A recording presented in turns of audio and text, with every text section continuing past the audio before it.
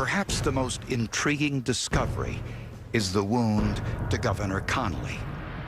There's an oblong entry wound. I actually had Governor Connally in my office and said, "Governor, would you take your shirt off?" And he did, and you could see the scar. It's still there. It's an oblong scar.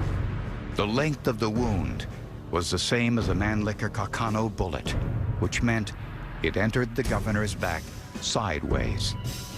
Why did it enter sideways? Because the bullet was tumbling. The bullet tumbles after it passes through John Kennedy, and this is a well-known phenomena of long bullets. The Carcano slug is actually quite long compared to its diameter. And after it goes through John Kennedy, it does begin to tumble as a result of the tissue impact that it had. Forensic scientist Dr. John Lattimer attempted to duplicate the tumbling bullet scenario. He fired Mannlicher Carcano bullets through an animal carcass used to simulate the muscle and flesh of a human neck.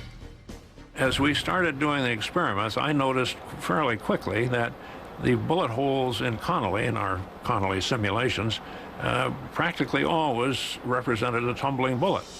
The holes in Dr. Lattimer's targets were oblong, just like Governor Connally's wound.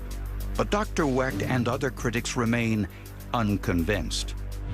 Dr. Wecht argues that a bullet doing all this damage would look very different from the bullet recovered from the stretcher in Parkland Hospital. Commission Exhibit 399, the stretcher bullet. This bullet, which produced 7 wounds in 2 men, broke 2 bones in John Connally, and I mean significant fractures. This bullet, the magic bullet, shows no deformation. The bullet was slightly flattened on the side, and there was lead coming out of the bottom. But the nose wasn't crushed, as one would expect. How was that possible? Dr. Lattimer set up a second ballistic test to try to find out. He fired bullets through the animal carcass and parts of cadavers representing Governor Connally's rib, wrist, and femur. When the bullets tumbled, they hit the bone sideways.